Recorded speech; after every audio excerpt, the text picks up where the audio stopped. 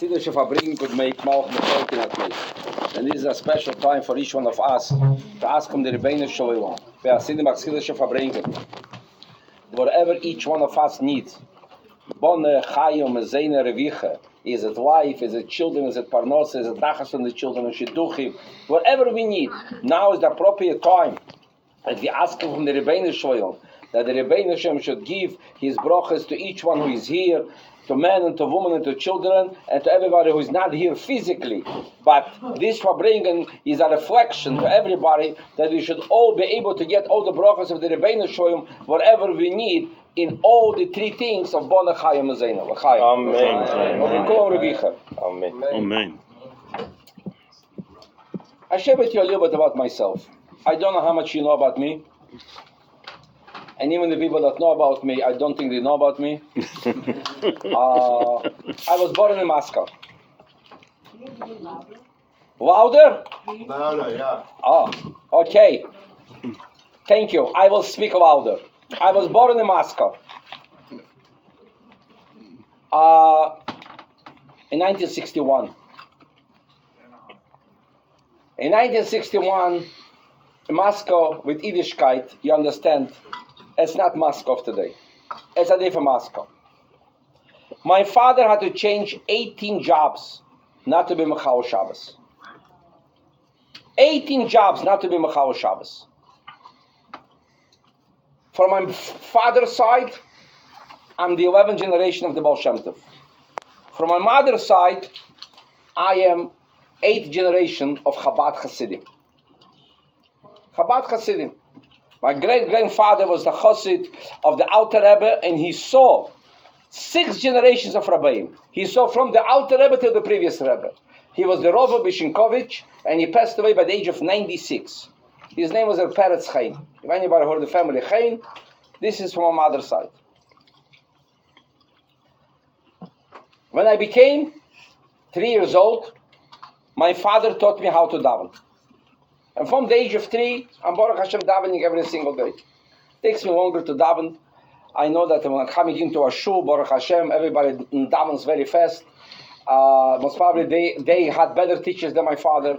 Then my father taught me how to daven. I'm davening slow. It takes me time. I'm, how to say, a slow mover.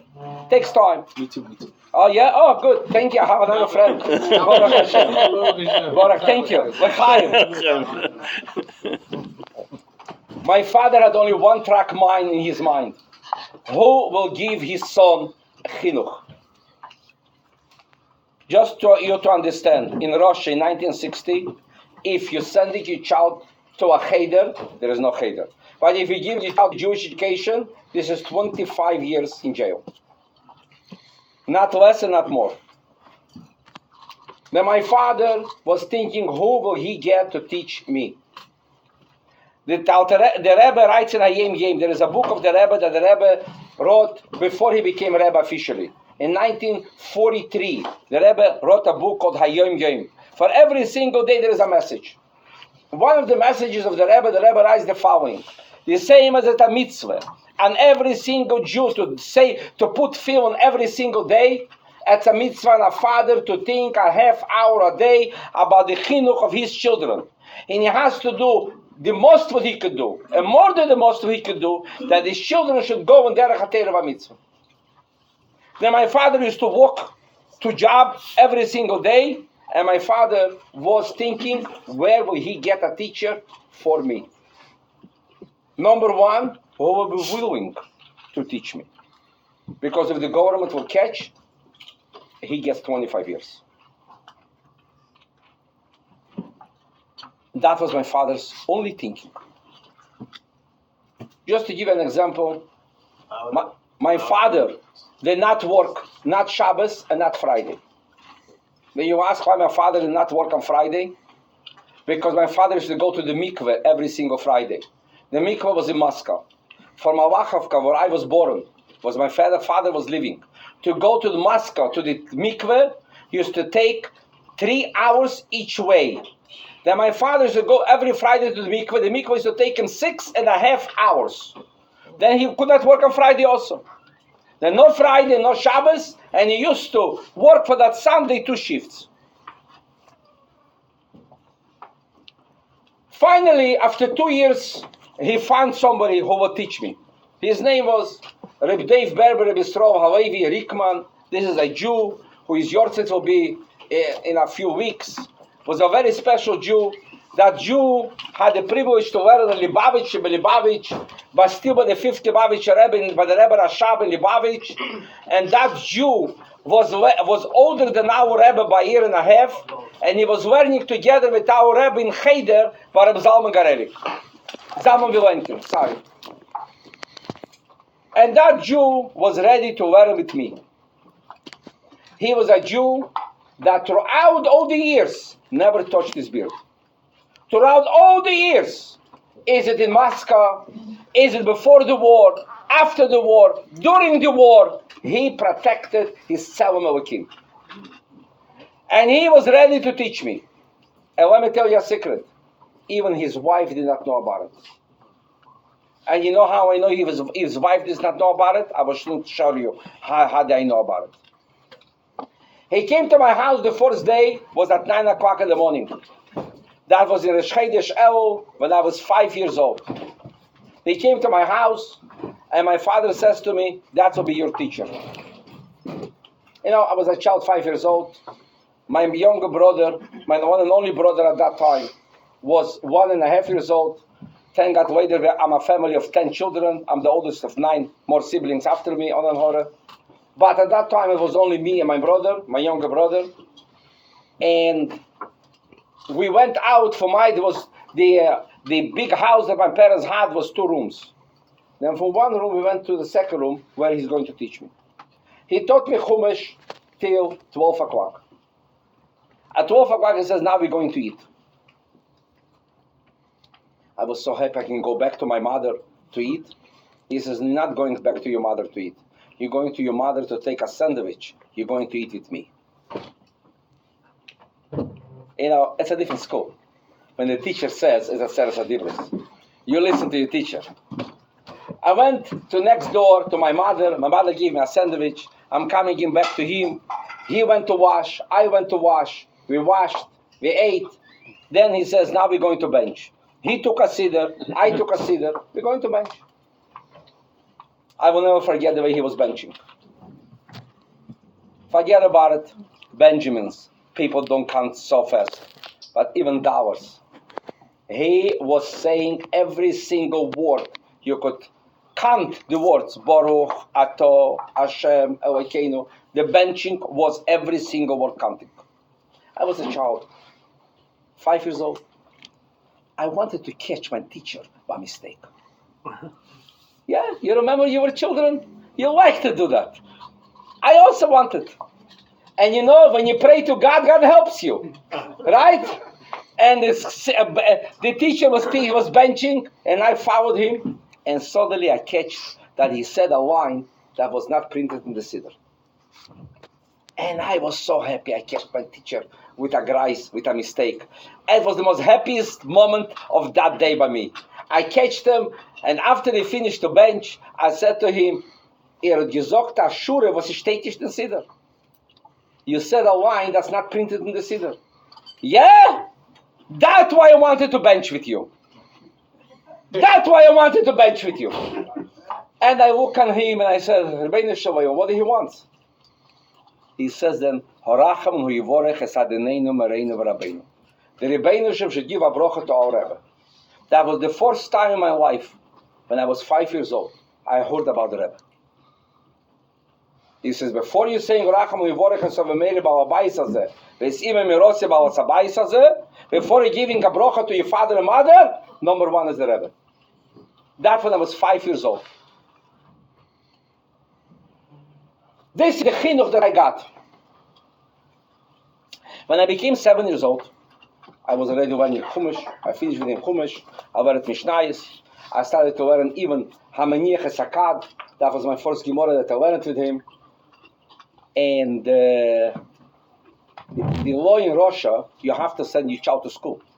And if you don't send your child to school, they're taking away your child to a place called internat. And that is a 24 hours where your child is there. And you, as a father who does not know how to educate children, lost your child. and will give you confidence. Not a lot, only 10 years in jail.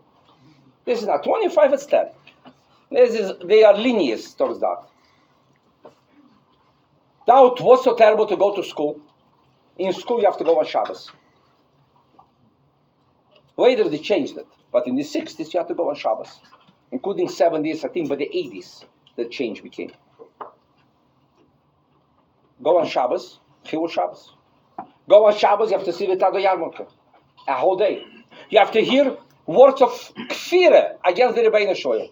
Let me just give you an example. What did they teach in school? Just give you one small example. There was a person who was living in Bolsheva. That's a suburban of Moscow. His name was Rabbi Chazan. Rabbi Chazan had 14 children. And Rabbi Chazan's daughter, Dveira, had 17 children after that, Baruch Hashem. And that Dveira was in school. And the teacher wanted to prove that there is no God. And the teacher called her to the desk, to the board, and says, children, everybody sees a table? Yes. Everybody sees a chair? Yes. Everybody sees the blackboard? Yes. Everybody sees chalk? Yes. Did anybody saw God? There is no God.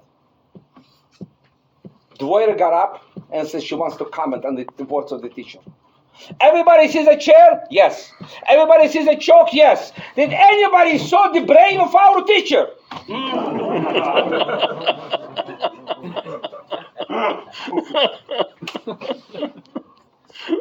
This is how the people were educated against God, and this is how the Chabad people were educated to go on Mesiras Nefesh. My wife, Suzanne Gesund, she was living in Samarkand. Samarkand was a little bit more leeway than Moscow. My father was Suzanne Gesund, then he had in Moscow 6 children, in Samarkand 6 children, 4 daughters. Then the son he did not send to school, but the daughters he was afraid. Not one Zaltzman will go to school, who knows what will be. Then he took his 4 daughters and spread them to 4 different schools. That nobody should see that 4 daughters of Zaltzman are not going to school on Shabbos. What he did? He used to go with a motorcycle and drive each daughter to a different school. But his children never went to school on Shabbos. Monday they were standing by the door. Mama, what shall I say? Why was not Shabbos there? Then let me tell you. My Schwieger over Hashem, she had a diary. You know how many days you don't have to go to school on the year? 40 days. Rosh and Kippur. She had a diary. God gave us 248 limbs. What did she say to which child? Which limb was hurting here? That Shabbos, because of that she was not in school. She had a diary. And she used to say to every single child a different excuse why that child was not in school that Shabbos. When it came to me, my father told her to do the same thing. My father found a doctor, that the doctor, for a lot of money, wrote that I'm a not healthy child. And therefore I cannot go to school at the age of 7. But at the age of 8, the doctor said, you could bring me a suitcase of money, and I will not sign anything. And at that time, I had to make a choice. You remember when you were 8 years old? Then let me tell you what the choice that my father gave me. You have 2 choices, he says. One choice is, you're going to go to school. I'm going to buy you earplugs. I'm going to get a letter from a doctor. You have to wear a casket, I had something like this, and every single Monday you will have to have an excuse why you were not in school Shabbos. The second option is, I will say that you don't live here. You move to Samarkand, and you're going to hide in a cellar, and you will be in the cellar until God will take us out from Russia. That's the choice that I had. You hear? A child 8 years old. I said to my father, I need 2 days to think about it. I came back to my father and I said, I'm going to be in the cellar. I was in the cellar for a year and a half. I did not see the sunshine. As a child of 8 years old, I was hiding in a cellar, not a basement here, wall-to-wall carpet. This is a cellar. In the cellar was stones, potatoes, and that's it. and I was sitting with a teacher learning there. For a year and a half, I was there until we left Russia. That same teacher was teaching me. In 1967, the Russian government and Israel said no more diplomatic because of the 6 Days War. Then there was no more. Everything went through the Holland embassy to leave Russia. My father had official way how to go out from Russia because my grandfather always showed him, survived the Holocaust and came to Israel, and he was living in Israel from 1947. And he sent papers to my father. Then according to the law of Russia, he was allowed to leave as it's called unification of families. But the Russian government did not let anything. My father was refusing from 1963 until February of 1970. Then in 1968, my father took a picture of me, first of my father, my mother's on me and my younger brother. And we took the picture, and I have the picture here, and we sent the picture to the Rebbe. To ask the Rebbe Brocha, we should be able to leave Russia. At that time, my father started to wear a beard. Till then, my father was not wearing a beard. He was afraid. My grandfather from my mother's side, who was living in Russia, says to him, Nosson, your son is in cellar. You're gambling your life. Now you're going with a beard? And my father answered to my father-in-law, to his father-in-law, to my Zayde, if I will be arrested, my son should remember that his father was going with a beard on Mesiras Nefesh. And my father started to wear a beard. That picture was sent to Crown Heights. But we were afraid to send to the Rebbe. Because Russia is checking every single envelope that goes out.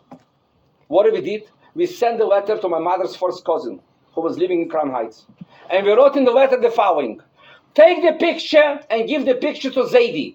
And say to Zaidi, we want to see him. You all understand? Mm-hmm.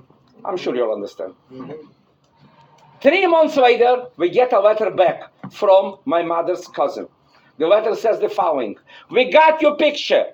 We gave the picture to Zaidi. Zaidi did not say nothing. L'chaim.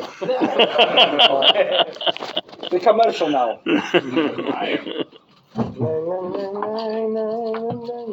Ay, ay, ay, ay, ay, ay, ay, ay, ay, ay, ay, ay, ay, ay, ay.